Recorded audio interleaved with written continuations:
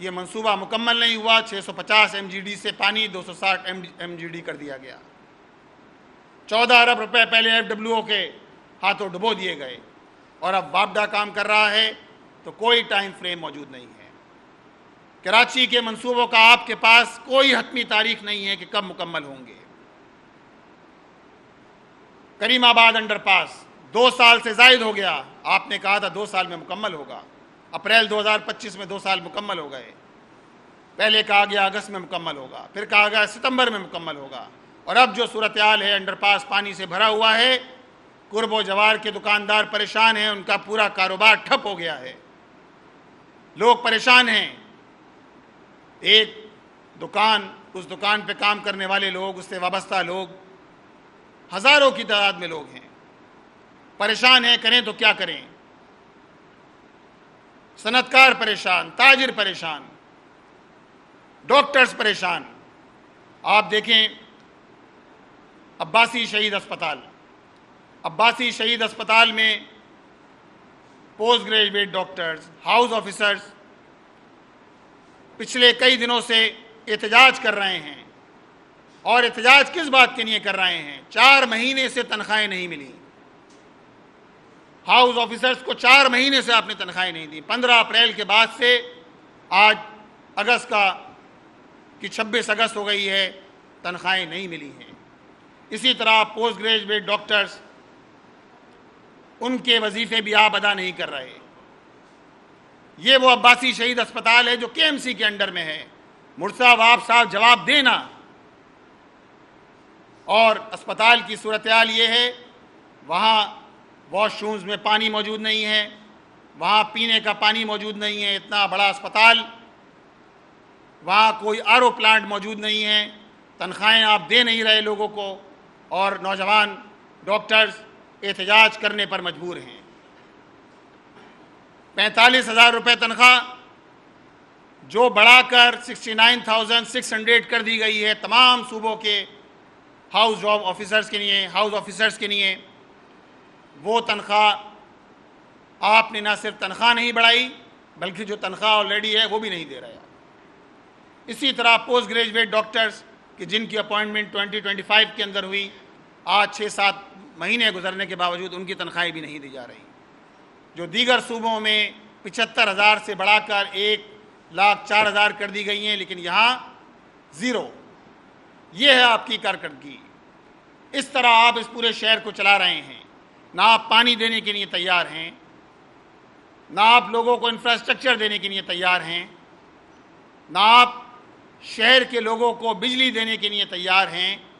اور آج اگر بجلی کا محکمہ 3 دن تک آبادیوں کے اندر اگر بجلی موجود نہیں ہے, 12 گھنٹے 18 گھنٹے اگر لائٹ جا رہی ہے, تو اس کی ذمہ داری کس کی ہے؟ اس کے ذمہ دار وہ سارے لوگ ہیں کہ جنہوں نے کھمبوں کے عوض کے الیکٹرک کو بیچا ہے. کھمبوں کے عوض 2005 اور اس کے بعد اس کے اکثریتی شیئرز 2008 میں بیچے گئے. جنریشن میں ناکام, ڈسٹریبیوشن میں ناکام, ٹرانسمیشن میں ناکام, سارے شعبوں کے اندر ناکام. بوسیدہ پلانٹ. شہریوں کے جیبوں پہ ڈاکہ ڈالو, شہریوں سے ٹیکسز وصول کرتے رہو. اور یہی پورا دھندا ہے جو پیپلز پارٹی, اس کے وفاق میں اتحادی MQM اور سارے وہ لوگ جو اس تماشے کو دیکھ رہے ہیں کہ جنہوں نے ان سارے وڈیروں کو اور کراچی شہر کے اندر ان لوگوں کو مسلط کیا کہ جنہیں لوگوں نے ریفیوز کر دیا تھا. MQM کو مسلط کیا گیا فارم 47 کی شکل کے اندر. لہذا اس پورے حالات کے اندر خاموش نہیں رہا جا سکتا. ان حالات کے اندر اگر کوئی توانا آواز ہے تو وہ جماعت اسلامی کی آواز ہے. الحمدللہ ہم اہل کراچی کے حق کے لیے کھڑے ہوئے ہیں, اور ہم نے مشاورت کے بعد یہ طے کیا ہے کہ انشاءاللہ 31 اگست 3 بجے وزیر اعلیٰ ہاؤس کی جانب حقوق کراچی مارچ کریں گے. پورے کراچی کے لوگوں کو جمع کریں گے. تاجروں سے بھی اپیل کرتے ہیں, اور صنعتکاروں سے بھی اپیل کرتے ہیں, طلباء سے بھی اپیل کرتے ہیں, ڈاکٹرز, انجینئرز, زندگی کے تمام شعبوں سے تعلق رکھنے والوں سے اپیل کرتے ہیں کہ آئیے اپنے حق کے لیے جد و جہد کریں، آئیے مزاحمت کا استعارہ بن جائیں اور 31 اگست کو 3 بجے وزیر اعلیٰ ہاؤس کی جانب حقوق کراچی مارچ کا حصہ بن جائیں۔ انشاءاللہ اس شہر کا حق بھی لیں گے، اور جو اس شہر کے وسائل پر جن لوگوں نے قبضہ کیا ہوا ہے، اختیارات پہ قبضہ کیا ہوا ہے، انشاءاللہ تعالیٰ ان سے اپنے وسائل بھی لیں گے اور ان سے اختیار بھی چھین کر لیں گے۔ بہت بہت شکریہ۔ یہ بتائیے گا کہ جماعت اسلامی کے امیر عابد نعیم الرحمان صاحب کا ہے، میئر صاحب مطالبہ کر رہے ہیں کہ وہ اپنی یوسی سے استعفیٰ دیں، کیا ان کو خطرہ ہے کہ یہ میئر جو ہے دوبارہ بن سکتے ہیں؟ اور جماعت اسلامی کی کیا پالیسی ہے کہ پورے ملک کا امیر امیدوار ہوگا میئر کا؟ اور سٹی کونسل کے اجلاس میں آپ کے اتنے لوگ موجود ہیں، تو ہر مہینے اجلاس کیوں نہیں ہو رہا؟ اس کے لیے درخواست کیوں نہیں دیتے؟ شہر تباہ حال ہے، بقول آپ نے بھی بتایا، اور شہری بھی پریشان ہیں، تو یہ ایشوز وہاں کیوں نہیں اٹھائے جا رہے ہیں؟ دیکھیے، یہ سارے ایشوز جن کی آپ نے تذکرہ کیا، یہ سٹی کونسل میں سیف الدین ایڈوکیٹ صاحب یہ سارے ایشوز اٹھاتے ہیں۔ اور دیکھیں، اب سٹی کونسل کا اجلاس اپنی جگہ، اب تو 31 اگست کو انشاءاللہ وزیر اعلیٰ ہاؤس کی جانب پورے اہل کراچی سے اپیل کر رہے ہیں کہ نکلیں اپنے حق کے لیے۔ راستہ یہی ہے کہ مزاحمت کا راستہ، جدوجہد کا راستہ یہی راستہ ہے۔ جہاں تک اس بات کا تعلق ہے یونین کونسل کا، جماعت اسلامی کی پوری ٹیم موجود ہے، اور ایک نہیں 11 افراد پر مشتمل ٹیم ہے جو کام کر رہی ہے۔ باقی خواہشات کسی کی کوئی بھی ہو سکتی ہیں، الزام کوئی بھی لگا سکتا ہے، وہ لگاتے رہیں، انہوں نے ماضی میں بھی الزامات لگائے ہیں، لیکن جماعت اسلامی نے اپنی جدوجہد کے ذریعے اس بات کو ثابت کیا ہے کہ انشاءاللہ تعالیٰ یہ مقدمہ لڑ رہے ہیں شہر کا، اور لڑتے رہیں گے۔ میں نے بتایا کہ ٹیم موجود ہے، پوری 11 افراد کی ٹیم موجود ہے، اور الحمدللہ بارشوں کے اس پورے پروسیس کے اندر بھی، عمل کے اندر بھی کام کرتی رہی ہے۔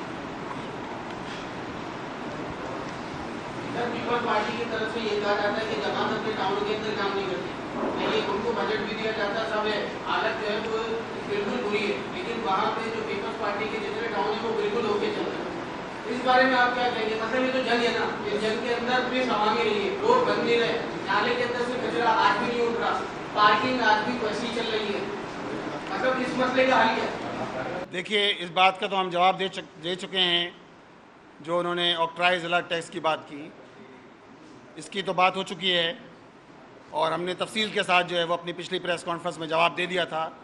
بات یہ ہے کہ اگر نالوں میں صفائی نہیں ہو رہی تو اس کی ریسپانسبلٹی، کم از کم ذمہ داری مرتضی وہاب صاحب کے ذمے ہے کہ جو 60 کروڑ روپے سیکشن ہوئے، صوبائی حکومت نے رکھے نالوں کی صفائی پر، یہ بتایا جائے کہ نالوں کی صفائی کیوں نہیں ہوئی۔ اور اپریل 2025 میں تو کراچی چیمبر آف کامرس کے صدر کہتے ہیں کہ ہم نے خط لکھا، سی ایم کو خط لکھا، کمشنر کو خط لکھا، اسی طرح ہم نے میئر کو خط لکھا کہ نالوں کی صفائی کے عمل شروع کیا جائے، کہیں ایسا نہ ہو کہ بارشیں ہوں اور کراچی کے اندر اربن فلڈنگ کی صورتحال پیدا ہو۔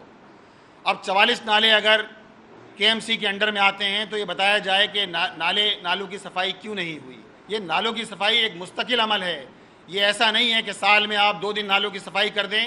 یہ نالے جب اوور فلو ہوتے ہیں تو اربن فلڈنگ کی صورتحال پیدا ہوتی ہے اور آبادیوں کے اندر جو ہے پانی بھر جاتا ہے۔ تو یہ ریسپانسبلٹی تو کے ایم سی کی تھی، مرتضی وہاب صاحب کی تھی، اور وہ یہ بھی جواب دیں کہ کراچی میں اگر 20,000 ٹن کچرا روزانہ نکلتا ہے تو یہ کچرا جاتا کہاں ہے، کتنا کچرا لینڈ فل سائٹ پہ جاتا ہے اور کتنا کچرا نالوں کی نظر ہو جاتا ہے، اور جب بارش ہوتی ہے تو پانی جو ہے وہ اوور فلو ہونے کے نتیجے میں لوگوں کو ان مشکلات کا سامنا کرنا پڑتا ہے۔